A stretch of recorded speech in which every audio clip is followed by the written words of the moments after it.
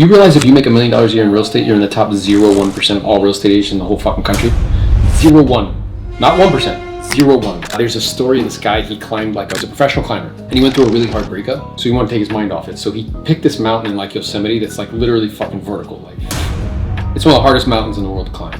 And he climbs it like by himself and with one other person. He calls his buddy who's a videographer. He's not a professional rock climber.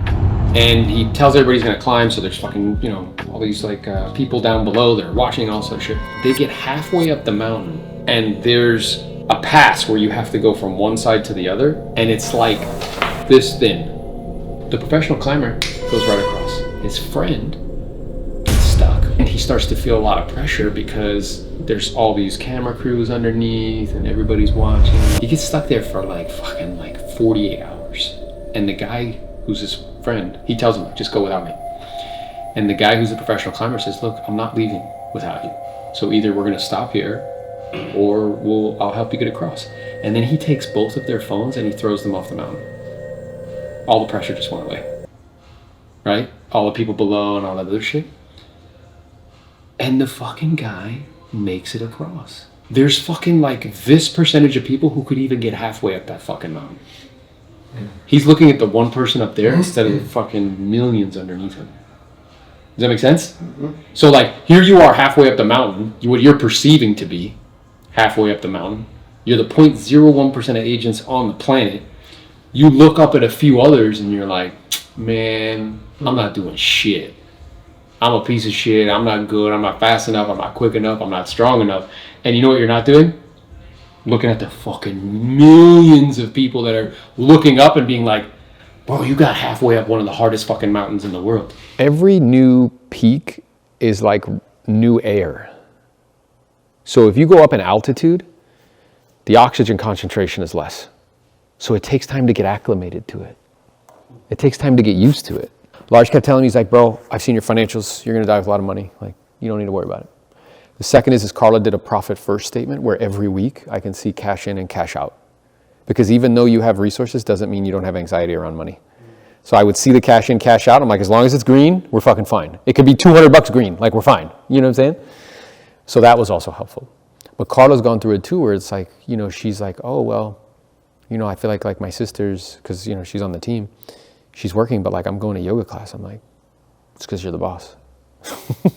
She worked to be able to do that. So, but that was like incomprehensible to me, even a year ago, 12 months ago, 15 months ago. Like it wasn't even something that I would even think about. And now, and then with the short-term rental thing, and then what I'm going to do is I'm going to sell the place that I had rented, and I'm going to go and I'm going to buy 2 short-term rentals this year. In our previous conversations, when I was so sold on syndications, what would I say to you? That syndications was the best way to do it. Yeah. Management, the missing pieces.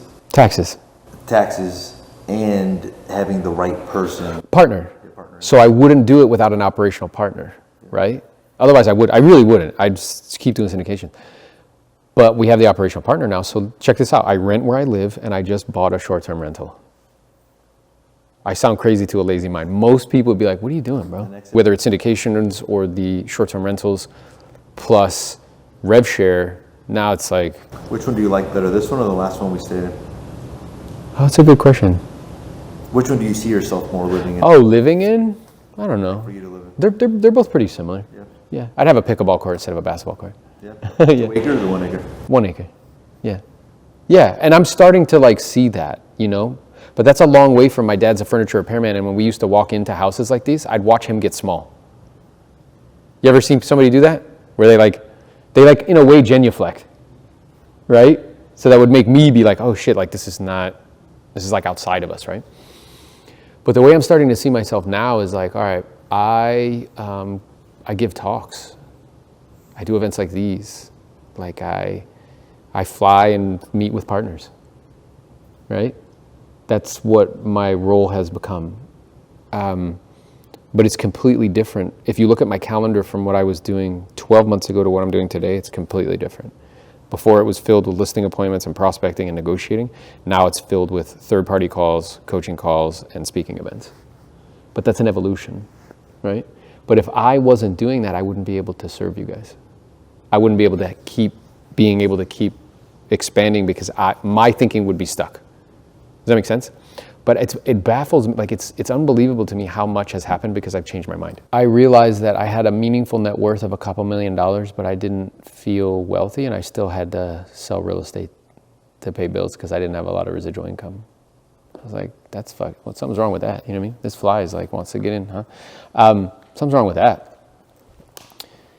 And I heard Grant say having all your money tied up in your house and in a retirement plan is another form of poverty, and I was like, that's fucking crazy because that's true. And then I started to make changes. It began with changes in moving, even though that sounds strange. So the reason why I can give people so much shit about like them taking so long to make decisions is because my tendency in the past was to be exceptionally like conservative, really, really motivated by certainty. Like I did the reason why I'm giving you shit about buying something in the same place, I did that. I bought a 2-bedroom, which I don't know what the fuck I was thinking because my wife said we wanted to have 2 kids. That's not true. I was scared. So I went smaller. We lived in that for 7 years. I paid it off. And we stayed there with 2 children, one sleeping in the living room and one in their room for a whole year after Liliana was born. Then I went out and bought a 3-bedroom, but guess what? In the same neighborhood.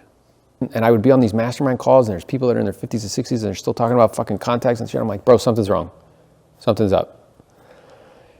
And then I started to change. The first change came with we moved. Houses. Which you would think, and it was interesting because Carla was like, I got like a little like, I don't know how I feel about this, you know? She's like, babe, we're not I never want to be attached to a house. It's just a space. It's not, you know what I mean? And I think it's good because it's different. It's different. Different energy, different vibes, like it's movement. Instead of being like I'm going to stay here and like protect, right? So we did that, and that was the first one. And then I did something that was interesting in alignment with what I thought to be true, is I took the money that I would have used to buy that house and I invested it. And most people would think that that's crazy. Remember, I know I sound crazy to a lazy mind, right? So a syndication with Grant. And that paid like, I don't know, $1,100 a month. So instead of buying something and having a payment, now the rent from that place and the rent from the syndication pays for where I live. But that's like a hard shift away from what everybody else does. And then came the company thing where you kept telling me and I was like, nah, bro, I'm good. And I really thought I was right. Like hard. We would triangulate ideas, right? And I was right about, truth is on a spectrum. I was right, but there was something else that was more true, right? But then once I saw it, I was like, oh, okay, got that. That makes sense to me. Started aggressively moving in that direction, but then started to flirt with the idea. Like I haven't gone on a listing appointment in 6 months. And then what caused that evolution? Was it just at first doing it the first time and then just getting used to it, so you limited it over time? Or is it that your systems got better? Like what caused you to be able to pull away even more and more?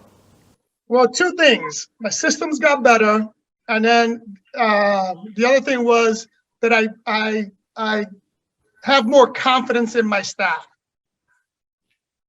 So that was the biggest thing, was having more confidence in the staff. And did that come because you put them in a position where they had to perform and then you realized like, oh, they can, or you got different people? Yeah. It's like anything else. Sometimes I've never been a micromanager, but I sometimes like, it's my baby. So I sometimes like try to, I'm calling, hey, is everything good?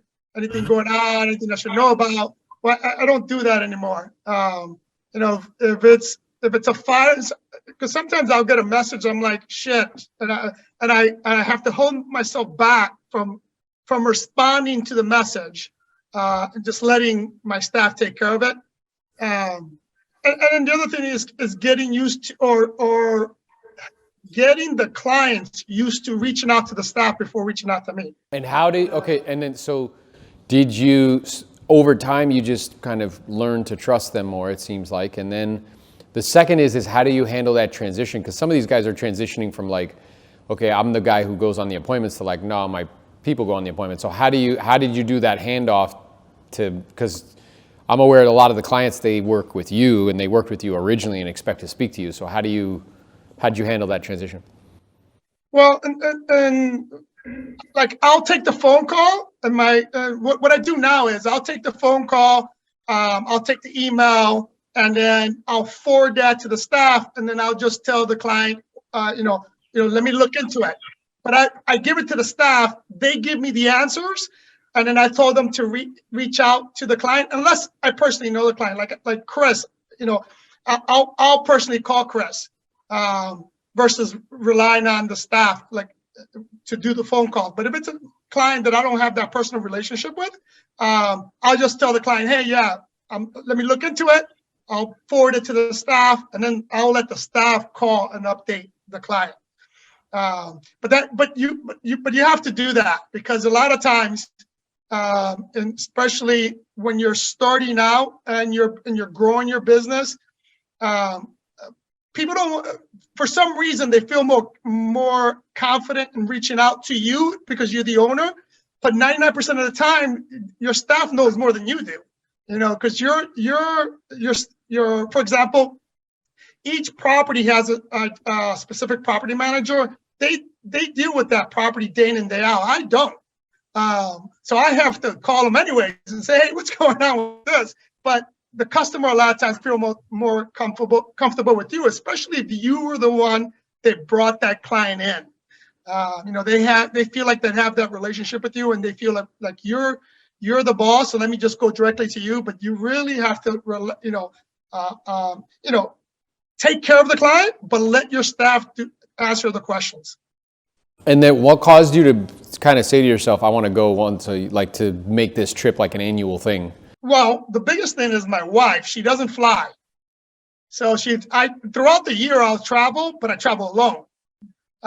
So I have to pick one trip a year, and that's why we extend it, because the only time she's going to get on the plane. She's not going to get on the plane any other time. So that's why I do that. We picked May because it's easier for it to take it off, and it's the only time I'm going to get her on the plane, and I got to make sure I have enough alcohol and enough pills to get her on that plane so she can get there. Otherwise, she ain't traveling. Got it. It's interesting though, because even though that's the case and you extended it, it's also helping you in your business because it's forcing you to create better systems and that whole thing. Yeah. Listen, I was forced to create make sure the systems were in place when I wanted to grow. In the beginning, I was doing everything, but when I decided that I want to grow and grow substantially, there was no way I was going to be able to wear all hats. So before I started expanding, I just focused strictly on my systems, my processes, so that once I started to grow, and even with that though, we still had a lot of heartache, a lot of learning as we were going. But I knew that was the first thing I needed to do if I wanted to grow. So once I got that, I mean, I was just focused on acquisitions, and those acquisitions came, and they came very, very quickly, which caused the growing pains, because a lot of the systems we had, not only were the systems new to me, but they were new to my staff. So I'm getting bombarded by the staff. Hey, how do we do this? How do we do this? How do we do this? And I think your threshold for dealing with that is very high. Would you agree with that? Yeah, I agree. And because what would you suggest or propose to people whose threshold isn't that high? Because I see a lot of people they want to make a change and they want to do something different, but they don't, because they don't want all of those, they don't want it to they want it to be perfect as soon as they start. Yeah, and that is, I think, the biggest problem with a lot of entrepreneurs is that they want, and most entrepreneurs are A-type people, and they want perfection, and a lot of them want control. And what you have to understand is nothing is freaking perfect. And I'm one of those people that I believe you learn through mistakes. If you make no mistakes, there's no growth. You got to get into those uncomfortable areas in order to grow. And in order for you to do that is that you have to accept that and actually want it. You have to want, like, I'll give you an example. And Aaron, you and I talked about this. A couple of years back, I decided I was going to get rid of insurance because the insurance was getting super expensive. Which was a big step and something that a lot of people were telling me that I was crazy. But I was waiting and I had things in place, but my staff wasn't tested when an emergency happened. And recently we had the floods in Fort Lauderdale, and it was, I'm glad, I mean, it wasn't a good thing that it happened, but it was a good thing for my business that it happened, because it proved 2 points. It proved that the training that I was giving my staff was good because they responded phenomenal. I mean, it was the moment the floods happened, our emergency plan went into place and everybody knew what they had to do. That was number one. And then number two, it proved that my decision not to have insurance was the best decision I made, because I was able to get my properties up and running, and there's still properties in my neighborhood that an adjuster hasn't even showed up yet. Had I been in that position, I'll be hurting, because there's 4 properties in that neighborhood in which I'll be losing revenue. I'll be on our second month of losing revenue on 4 properties, where that's not the case now. So you want those things to happen because you want them. It's like I tell everyone, people think they're good, but they don't really know they're good until they're tested. And when they're tested, if they pass the test, then you can say, yeah, I'm good. Yeah, that's really good. So what I see you doing and what you've done in a short period of time is directly correlated with what you just said, but also your willingness to take risk. Yeah, you have to be a risk taker, and everyone has their threshold of how much risk they want to take. I take a lot of risk, or in some people's eyes, I take a lot of risk, but oftentimes those risks are calculated. I go through every scenario in my head, and I go through what's the worst thing that can happen. And I'll go back to the insurance case. We tested it on one property. I first looked at the numbers. I've been in Florida 36 years in Florida, went through countless hurricanes. And I look back and I looked at my insurance and how many claims I've ever filed. And in those 36 years, I filed one stupid claim, right? And I looked at the numbers and I'm like, I went through all these hurricanes. I've only filed one claim, and it really wasn't that bad. The damage wasn't that bad. So based on that, I'm like, if I stop paying for insurance and do what I refer to as self-insured, open a separate account, put those premiums into that account, that if something happens, I can back myself up with, then I'm protected that way, versus trying to get an insurance adjuster and going through insurance companies that they never want to pay anyways. And going through that headache. Now, when I did it though, I did it when we weren't in hurricane season. I waited for hurricane season to be over, and once hurricane season was over, I cut off the insurance. And then I waited that 1 year, and then the second year came, no hurricanes, the third year came, and then I looked at my bank account, I'm like, holy shit, I should have done this fucking 30 years ago. So what you're doing is every year you're putting what you would have paid in premium into an account just in case some shit happens. And you were doing that on every single property. Do you look down? I feel like you don't. I don't. I think I used to. But I don't anymore. Well, here's what's true. I think now what it is it's more me encouraging other people up the mountain. So, I think, like in the past, I was very concerned with the people down. Because I wanted to prove myself to everybody. Super high. You wanted to be. I wanted to be higher. man. Yeah, I wanted everybody to know it. Yeah. So like very motivated by significance, very motivated by certainty, right? So I wanted the gold ribbons, I wanted the fucking 100 units, like I just wanted to do shit that made me stand out. And now what that's become is I want to encourage other people up the mountain. And, or another analogy could be is like, which I've talked to you before, is like, you get to this bridge, and everybody here is at a bridge in some way. So you get to this bridge, and it's like a 200-foot, like, empty space between one, like, mountain than the other. And the bridge is like, it's like a little rickety, it's made of wood. And the moment you walk up to the bridge, what happens in your head? What do you start to tell yourself? Oh, shit. Oh fuck! Like it's a little shaky, it's a little windy. Like, well, maybe I should read some books on bridges. So that's what you do. You gather information, you read books on bridges. Then you're like, well, maybe I should listen to podcasts on bridges. So you listen to podcasts on bridges. Meanwhile, you don't take a step. Then you're like, well, maybe I need to surround myself with people who can tell me that I can go across the bridge. Maybe that'll help me. So I find the people, I read the books, I listen to the podcasts, but I don't take a single step.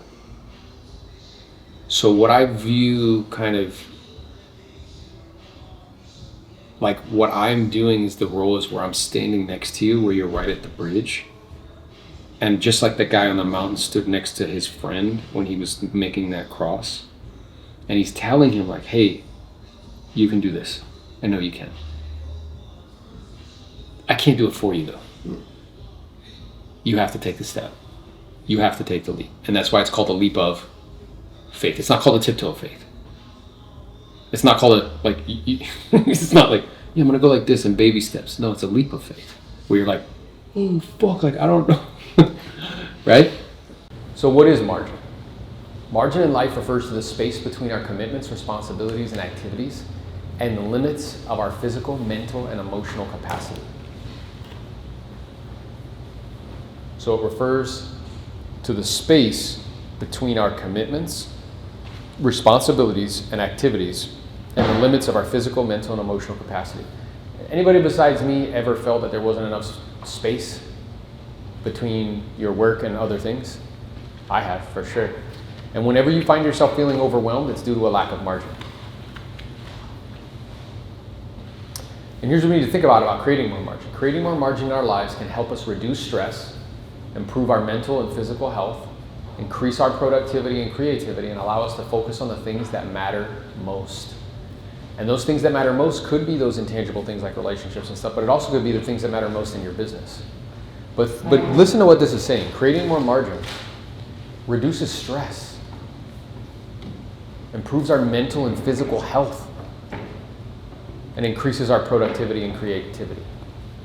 Okay? It's in the margin, guys, is the life that you are all aspiring to accomplish. It's by creating margin for yourself. And there's three types of margin. Okay? Money margin, time margin, and energy margin. Now we're going to talk about money first because it's the easiest one to comprehend initially. It's easy for us to think about, right? And then we'll get into time, money, and time margin and energy margin. Yeah, so as I mentioned, whenever we feel burnt out, it's because we lack margin in one of these areas. So it's like reflect. Has there ever been a time where you didn't have margin with money and you felt burnt out or stressed? Yes. Ever been a time where you didn't have margin with time and you felt burnt out or stressed? Yes. Ever been a time where you didn't have margin with energy and you felt kind of run down? And the answer is yes to all of those, right? Or all three. For all three. Or all three, that's exactly right. So in the vein of talking about this with regards to money, because that's the first place where we can start, and it's what we've gathered as we've gotten together 4 times now to have this conversation about creating margin for ourselves and creating freedom. We have to really do the math, and most people are lazy with the numbers or they've never thought about it. So like we were having with that organic conversation with Ben, I was like, all right, well, what is that number? Like, how much is enough? What's the number that if you had it in residual or from multiple different sources that you would no longer work for money? Is it 10,000 a month? Is it 20,000 a month? Is it 30,000 a month? Now, when we first started gathering, my number was 10. And I wasn't even close. I mean, maybe it was like 3 or 4. And here we are, however many years later that is, maybe 2 years later. And last month I made around $28,000 in residual income. Okay. So that number's changing. For me now, it's like probably like 50.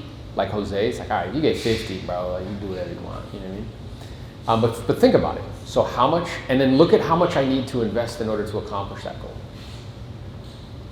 So $10,000 a month is 2.4 million. $20,000 a month is 4.8. $30,000 a month, 7.2. $40,000 a month, 9.6. So how much of that do I already have? How much do I need?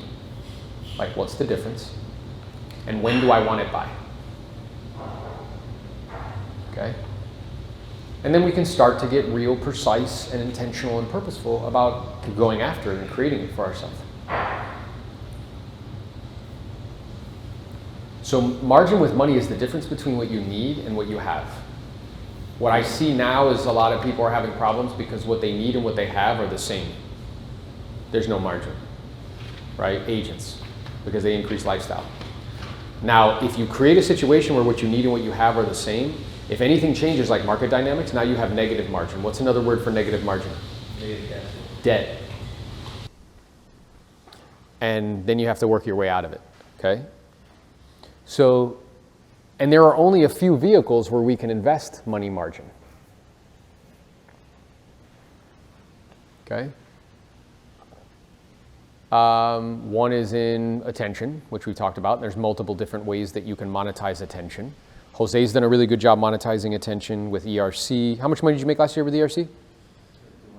$200,000, bro, just with affiliate marketing with ERC. Another way to monetize attention is downlines. Another way to monetize attention is selling products or services.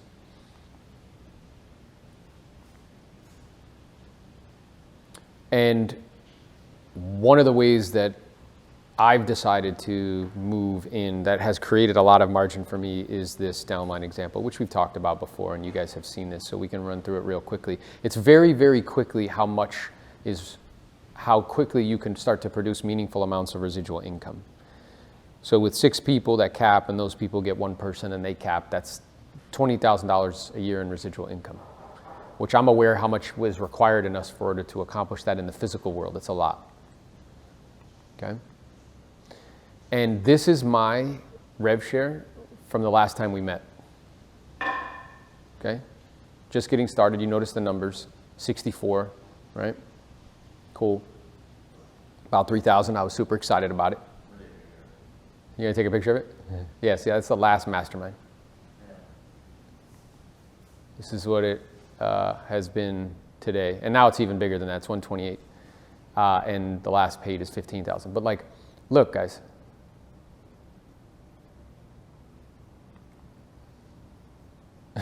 And if we go back here, remember, how much do we need in order to get that? In residual.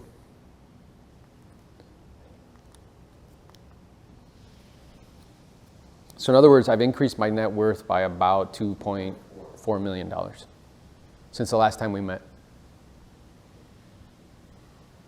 That's margin, right? And it can happen very, very fast with the right vehicle and with the right approach. So again, I'm not saying like don't invest in properties. I think that that's fine. I just am aware that it's slow. And it's cool. It's a good way to preserve like wealth. So in other words, like I see rev share as a mechanism. It's going to be bigger than everything else that I'm doing, or even the ADUs or wherever Jose's doing. But the way you hedge against that, so it's like, well, let's say somebody says to you like, well, what happens if YouTube goes out of business? Let's say you make $1 million a year on YouTube and YouTube goes out of business. That's a concern, right? Well, how could you hedge against that concern? What could you do? Reinvest the income. Huh? Diversify. Okay, and how could you do that? Reinvest the income syndication. Yeah, or in other things. Yeah, short-term rental syndications, things of that nature. So that's how I see that.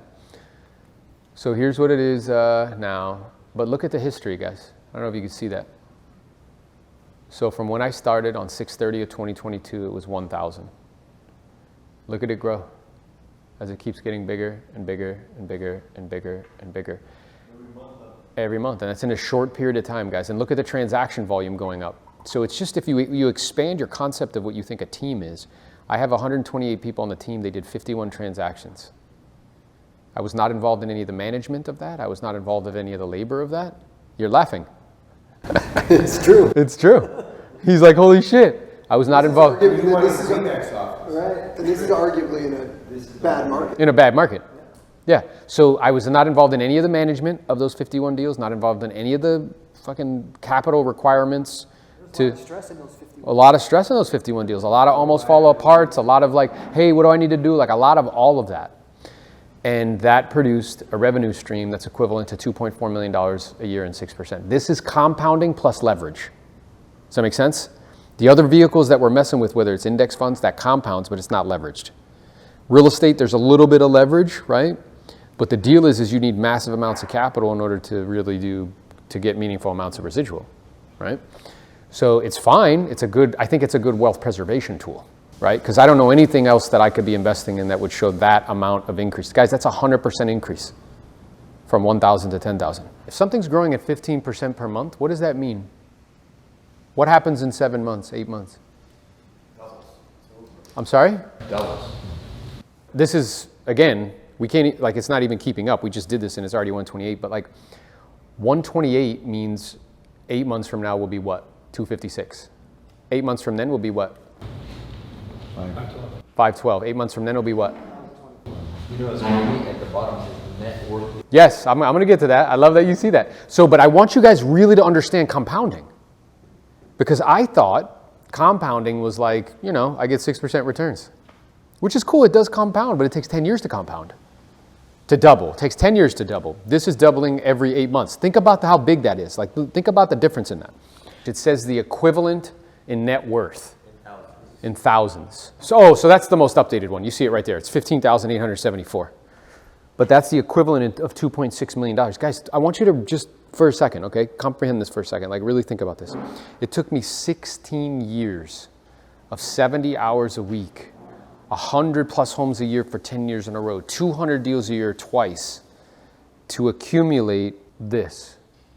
It took me 1 year to accumulate this because you're in a vehicle that compounds and is leveraged. Courage doesn't happen until after you've done what you're afraid of. Right. And it's like, well, that's a half-ass way. It should be the other way around. It's like, yeah, I know, but that's the way it is. It's true. And then what it really comes down to is trusting yourself. See, but I don't know that it's always like a huge leap. I think you have to at some point. But I think what you're exceptionally good at least I can speak from personal experience, is that you get me to start taking the steps, even if I need to read a book on it. Yeah. You're like, fucking take a couple of steps and read your fucking book. Yeah, and that's okay. And that's like, okay, listen to your podcast, but take a couple of fucking steps. Take a couple of steps. That's right. And then while you're doing it, not just right. Yeah. And then I'm like fucking halfway across. Right? You might as well. I might as well. Fucking fine, right? Like, yeah. But that's what it is. That's exactly what it is. Right. And I think, at least for me and my personality. 100%. And I think in order for me to continue to be of value to the power that's in this room, I have to be doing that myself. Mm-hmm. So I have to sell shares and lose $42,000, cap twice, switch company. Like, I have to build an organization of 128 in 12 months. Like, I have to invest money in different things that are different. Because if I'm not constantly going across bridges myself, how can I help other people get across bridges? What makes it believable? Right. I think you said something too that like sometimes agents expect clients to sign a $40,000 listing agreement to make a decision, yet they're over here struggling to make a $200 purchase or $1,000 purchase a month for a coach or something. Yeah, and I've heard it described like the objections that people give you are the objections you give to others. Mm. So if you're getting, I need to think about it a lot, guess what you do? I need to think about it a lot. That's why you can't with conviction be like, you don't gotta fucking think about this. I was on a third party call and the guy was like, he's like, I'm 90% in. I'm like, what's the other 10%? He got real quiet. You know what I said to him? You're afraid. That's okay. Everybody's afraid when they're gonna take a jump. Let me ask you a question, because I see this as a bet on yourself. Do you trust yourself? I do. You've known me, you've been on my coaching calls. Like, do you trust that I'm gonna add value to you? He's like, yeah. I'm like, let's fucking do this, bro. And he did. I can't do that with conviction if I didn't call Ryan Pineda for his coaching company. It's $25,000 and make a decision right there on the spot. I wouldn't be able to do it. You see what I'm saying? Yeah. You get the objections that you give other people. If you tell people you want to think about it a lot, guess what you're going to hear back? I need to think about it a lot. If you can't make a decision on like, you know, something that you think makes sense because of the money, then you're going to get commission a lot. If you're telling people I need to think about it before you decide to do something, you're going to hear I need to think about it a lot. Because you can't answer it with conviction if you're not doing it yourself. It's very true. So why can I tell people with conviction about joining? Because I know it's going to fucking help them. And I did it. And I jumped through more hoops than they'll ever have to jump through. Most of them. Some people, others, like, you know, but as far as the money, like that's a $72,000 turnaround. How many people you know would do that? They would be like, I'm going to wait until my cap's done. I'm going to wait to see if the shares are worth more money. They would just not make a decision. So for me to be able to help you to make that decision, I had to do it. Because you did that. And then it took me 8 months, but... And it's okay. But if I didn't do that, I couldn't speak with conviction to you doing it. Yeah. And it'd be believable. It would be more like, okay, well, like, you know, you're just trying to get me to do something. No, I'm looking back now, and I'm like, I made the decision because of my trust in you as a person. Sure. Because all of a sudden, after I've made that choice, now I'm here and I'm seeing, oh, that is the reason I'm here. Oh, that's another reason why. Oh, and that's another reason. I didn't even do the research to learn all that. I love that. It was the relationship. Yeah, which is awesome. Yeah. So Isn't that funny, the difference in, because like I need all the information. Yeah. I don't trust. That's true. But he also needed a lot of information. It took 8 months. Multiple calls, and it's normal because, again, anytime you do something that's different, what happens in your brain is it's perceived as a threat and you get scared. He took 7 months. And we were scared about different things. We were scared about different things. Where you might see it, Ben, as it was, you need to know the analytics. For me, it was all about the relationships. What's going to happen to these relationships? Yeah. And that was the thing that kept it from moving forward. And then I realized, as I started to see what was happening, I'm like, well, these relationships haven't brought me this experience. Yeah. So I have to make this choice about this. Yeah, and I think you also, like Darrell, because it was the same thing, 7 months, probably 7, 8 months, something like that. And similarly, it was like about relationships and imagining that those relationships were actually more valuable than they actually were. Mm-hmm. Where he was like, oh yeah, like we're like... Well, you paint this picture. Oh yeah, and he's like, oh yeah, we're like, you know, like we're tight, and I know, and I'm like, bro, you're gonna find out real fucking quick how tight you are, dude. I'm telling you. And he was right up. We had this talk the other day, like, because he was saying to me, he's like, bro, I get so frustrated with people. I tell them and they don't do it, and I'm like, bro, you're forgetting who the fuck, like, who took 8 months, bro? And he was like, yeah, that's true. You know what I'm saying? It's easy to judge, but it's like, bro, like, and he was right up to the end. He told me he was gonna do it, and then I called him. He's like, well, show me this and that. I'm like, okay. Right up to the end. And I was telling him, I'm like, you got to be careful of that, because if I had that like feeling of like, bro, this isn't worth my time, I wouldn't have talked to you. I wouldn't keep talking to you. I wouldn't keep, right? I wouldn't keep helping you move down the kind of, you know, field to get to the end zone. And the end zone being like, I know it's going to help you. Like, sure, there's a financial component, but like, I know it's going to serve you, and I know we can add the value. You know what I'm saying? Like, I know what it's going to unlock for you. But that was like a relationship thing. And you like up and down, you're like, nah, bro. And then real quick, what happened? We're not cool. Like super quick. We're not cool. We can't hang out. We can't do that. Like, you know what I'm saying? So you just realize that, like, and again, what I see that is, it goes back to trust. I was talking to somebody recently. She's $1 million producer in New York. And I was like, does it matter what t-shirt you wear? Like, are you, you know what she said to me? Well, my staff is in the office. I said, you never go to the office. Why the fuck does it matter where your staff sits? Who cares? Could they sit at home? She's like, well, I guess they could. But like, what if that messes stuff up? And then what if I lose? See what happens? All because of what? Change. The level of margin that you have is determined by your understanding of leverage. So like when you were saying, Heath, like, you know, the guys at the department and stuff, like what leverage do they have? They don't have any leverage of labor because they have to do the work themselves. But what is the only form of leverage that they have? Capital. Because they get, you know, the drop or like whatever. But what's the problem with that? It takes how long? To get that lump sum money, 5 years of your life. A long time, right? Long time. So, but they're only using 2 forms of leverage. And I feel like if you use those 2 forms of leverage, you'll be okay, but it's like upper middle class probably. You will not be financially free and independent. Well, what's interesting is that they're putting in 5 years of their life to get that at the end, and that number is roughly going to be between 400 and 500,000. And now you guys can look at it and say, okay, I can make that different ways over in 12 months. Years. Yeah. In a short amount of time with different forms of leverage. That's exactly right. But people, remember when I said like, I know I sound crazy to a lazy mind. When I show them, like if I showed somebody, they would think that what I'm doing is risky. And they think that what they're doing is safe. But what's actually true? It's flipped. What they're doing is risky and what I'm doing is safe. Because I'm adding multiple flows and multiple streams and I'm going up the opportunity ladder. Because I understand it. Working that day or not, it's still coming in. An officer, God forbid something happens, 2 years in, you're out, now money's gone. Now what are you gonna do? It's done. Yeah, it's done. Agreed. It's risky. And now it helps me also too to evaluate opportunities. Because if I have an opportunity, if something presents itself, now I have filters with which I can make that decision if it's worth my time. So each of you has probably like a couple things that you could be doing and you could determine whether or not it's worth your time, correct? Well, now that you have a better understanding of margin, you can make a better decision as to what's worth your time. Right?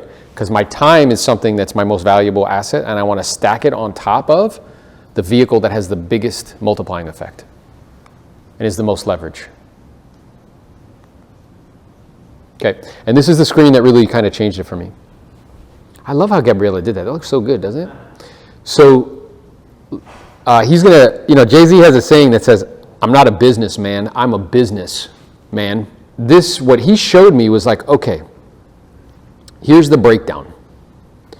And if I looked at real estate activity, and I look at like how much I'm making per hour, it was like $260. No, this is for me. Oh, no, who did this for me? Yeah. Justin, who's coming. And this really helped push me over the edge, plus conversations with Lars. So what he said to me is like, all right, well, let's look at the real estate income, and let's see how much you're making per hour.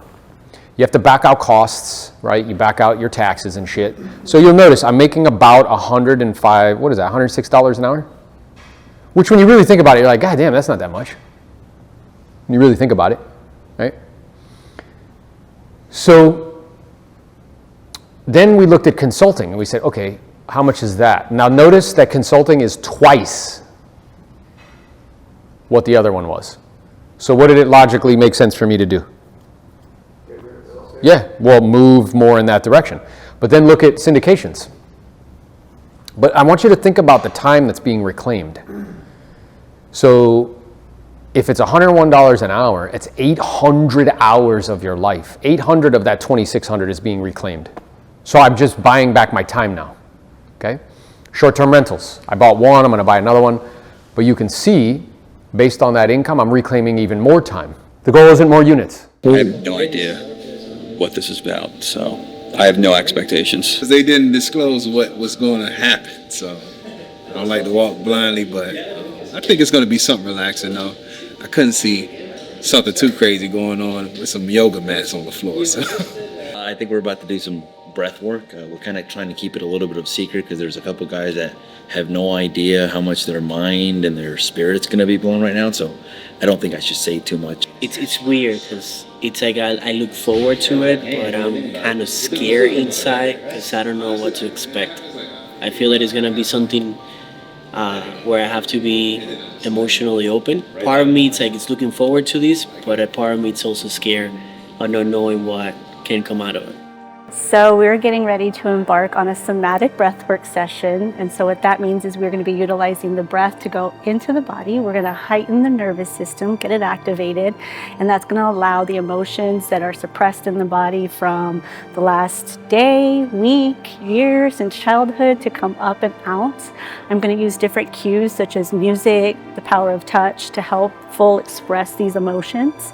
Once this portion of the breathwork session is complete and we've gotten rid of anything that's holding us back, that's in the body stuck, and we've released it, we're then going to go into our restorative breath, which is calming the nervous system, letting know that it's going to be safe, bringing in the emotions that we want to embody every day but don't necessarily allow ourselves to, and really envision ourselves walking in the path and in the journey of what it is that we want our life to look like. So it's going to be a fun ride. I'm very excited for these men.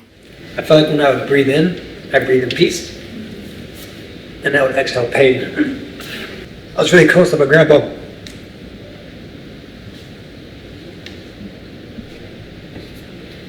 I felt like she was there.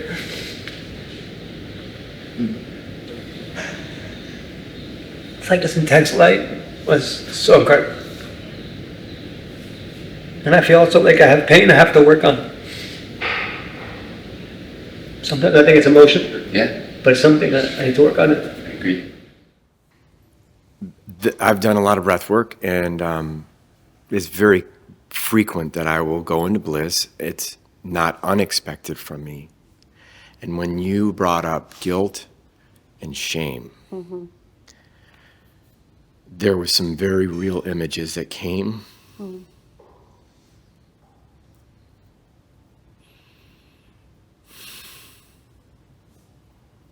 That I didn't expect. Yeah. That were, they were important for me to see, so that I could release them. Yeah. And then as they traveled away, the lightness came right back. Yep. Like really quickly. And that was a gift. And then when you asked us to think about our purpose, thanks for being such an amazing guide, by the way. Yeah. Thank you. What a gift. When you were asking us to think about our purpose, not like anything, it was fun. I was like a butterfly just floating around on top of people. And I would just go from person to person to person to person. And it wasn't like anything that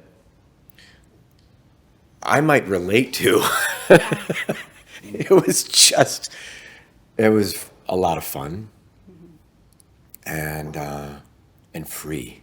Then the other thing I noticed too is when people that you need to forgive, that was interesting. Because energetically, like, it's like, when I did that, it was like, okay, I release you. Like, it was like, just like they all of the energy that's being stored with them goes away, which is pretty wild because you didn't have to physically be like in their presence in the physical world to be able to do that. It's actually energetically that you're holding on to it. And I picked these words and these emotions on purpose, and in the way that I did it as well. And your session starts before your session starts. Your session starts for me before your session starts as well. And it's been beautiful to be with the unfolding as of coming into the weekend and preparing for your guys' session and being with the emotions and the words that came to me and the way about it came to me. What's the word I'm looking for? But of it. And at the last minute too, also intuitively pulling things, forgiveness came in last minute. And it just makes sense because with everything you gentlemen are doing this weekend, you're creating something new for yourselves. And through all of the work that I've done, it's like we can get into the environment, the container of something like this and get excited and motivated and like, all right, I'm gonna go take it. But the second we leave those doors, what happens is we've felt it, but then we've got to train the mind to catch up to it. And if we're not releasing some of these different emotions, such as forgiveness or whatever else hit home for you, if we're not releasing those, that's what holds us back from creating new life for ourselves, from actually truly implementing what you're receiving this weekend and leaving these doors and creating something different for yourself. And it's really powerful to really let go of what you need to let go to create what it is that you're creating this weekend for yourselves. And seeing yourself living out that passion, that purpose, and that's what's going to help you create the change leaving today or tomorrow whenever the retreat ends, and really making some different changes, creating some different habits for yourself to get a different result in your life. My family of origin is, I was explaining before we started, is they're very nice people. I'm sure like your people, right? And 65% of Americans live paycheck to paycheck. And that was my experience, right? I watched them fight about money. I watched them fight about the cost of my sneakers. If the transmission went out, my dad would have to get a second job delivering pizzas for 8 months to be able to pay for the $900 transmission. So they're just like, I'm noticing heads nodding. So they're just like salt of the earth type people, but completely financially illiterate. So they would say things to me like, well, you know, you should pay the credit card a little bit over time because they actually like that. I'm like, that makes no fucking sense at all. Or they wouldn't pay their taxes because they were afraid because they had back taxes. So they didn't want to buy a house because they were afraid if they did that, then the IRS would come after them. That bothered me because I was like, wait a minute, like I showed up fully and completely and like you didn't do your part. And I didn't like being dependent on somebody. And then the thing that the kind of straw that broke the camel's back is I remember I was at community college at Broward Community College because I got into the good schools, right? The quote unquote good schools, but wasn't able to go from a financial perspective, which also bothered me. So I went to, you know, what is it? Broward College now they call it. It's no longer community college. And I needed money for books and it was December and I told my parents and they decided to buy Christmas presents instead of to help me to buy books. Now, again, they're nice people. I don't want to paint them in a light like they're terrible. They just thought that made more sense, but that bugged the shit out of me. So I said to myself, look, I don't know what the way is, but I'm gonna either find the way or make the fucking way. But I didn't know what the way was. I thought I knew the way. And that was, I was like, oh, I'm gonna become a doctor. Now, I would like to say that was like out of benevolence because I wanted to help humanity. No, I thought they made the most money. And I would take these personality profile tests, right? And they would tell me like, you know, they try to tell you in school like what you want to be. And I would try to like will them with every fiber in my body to say surgeon. Because I looked at the list and that's who made the most money. But every time I took those fucking tests, you know what it would come back? Salesperson. And I was like, nah, bro, like get that away from me, right? And then I was at the University of Florida and there was a guy giving a talk. He was one of the richest people in Gainesville. He owns the largest gym in Gainesville. He had a helicopter, like a plane, like all that shit. So, okay, he's speaking. I want to hear what he's talking about. He was talking about a book called Think and Grow Rich. His talk was cool, but it was who else was there? There was a very attractive female real estate agent who's talking about real estate. And like you, I was like, maybe real estate's the vehicle for me, right? And I remember I reached out to her, and then I ended up getting connected with a broker, and I figured like, well, if real estate, I would obsessively read books about wealth because that was the goal and objective. Not really for me, but to be able to provide for people that I love and care about and to have autonomy to do what I want, where I want, with who I want, how I want. A lot of us have the false misperception that it buys you status. How many people do you know have a lot of money that aren't really happy? A lot. It's limited in its capacity, but what it can do is it buys choices, options, freedom, good education, good medicine. Have you ever been in a situation where somebody in your life needs help and you're not able to help them? That bothered the shit out of me. I wanted to be in a situation to do that. So I would obsessively read books about wealth, and they all had a tendency to gravitate towards real estate. So I was like, all right, well, what better way to help people to buy, like learn about that vehicle than to have people buy and sell it? And that was in conjunction with what those tests were telling me. As that test was accurate, you know, we started to do a meaningful amount of transactions. First calendar year made $13,000. Not fucking rock star like our boy Tal. People would definitely not coach you, like pay you to coach them, teach you how to do that, how to make the poverty line. They wouldn't put you on a podcast because I didn't have an accurate assessment of reality what the business was. Once I got that accurate assessment of reality, that the money's not in the service and the selling of the service, we were off to the races. 17 deals, 50 deals, 75, 89. It took me 5 years to get to 100 and 4 more years to get to 200. But the thing that I noticed is a lot of the people, whether they're real estate agents, doctors, they usually have no time freedom. They're slaves to their income source. And I realized, like, as my family, like, you know, we have 2 children, Sebastian and Leona, as they got older, and I wanted to spend more time. Anyone besides me want to spend more time with their kids? Yeah, what stops you? I need money! That's what the fuck you need. You see what I'm saying? So I was like, wow, man, like this isn't, I'm the Heisman Trophy winner of listing property. I'm working 70, 80 hours a week. And when you do that, you can have anything you want, but you can't have everything. So when you're working 70, 80 hours a week, what does that do to relationships? What does that do to your health? What does that do with friendships? It all fucking goes away. So I was like, well, okay, wait, there's gotta be a better way. So I understood I need to be taking the money that I'm earning and buying back my time. And the way you buy, not Gucci, not Prada, not Rolly, you guys do it in the wrong order. When I see somebody with this, I'm like, bro, you don't even own your own time. How long could you not work and your family still continue to operate? Housing, transportation, food, and insurance. So I started to see this, and I noticed a lot of my peers who were very successful not have a lot of residual income. So then I became obsessed with this idea of investing.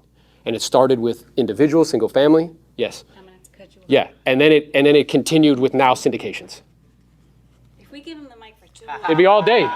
we will not leave, okay? We'd love to hear you speak. Yeah, no, you're good. It's just not the kind of trip to the beach that I was picturing, but you know, Memorial Weekend is different for me, but I don't know what. I think we're swimming out to those ships out there. Whatever it is, let's do it.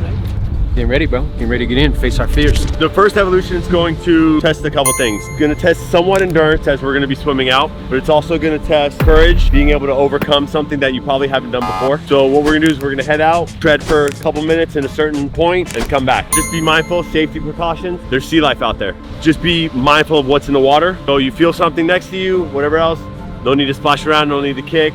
It'll go away. Stay together as a group. The purpose is to overcome fears.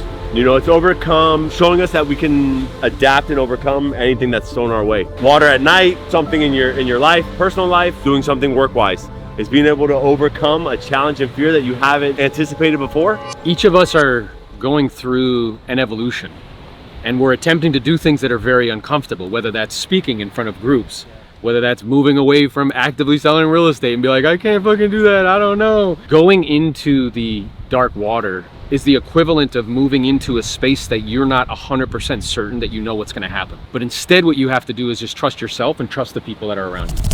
You see this like raw power of like nature? You see that lightning storm and that same electricity that's happening right there, the same electricity Whoa. Fuck, that was a good one. That goes through your body every time you have a thought, every time you wanna move.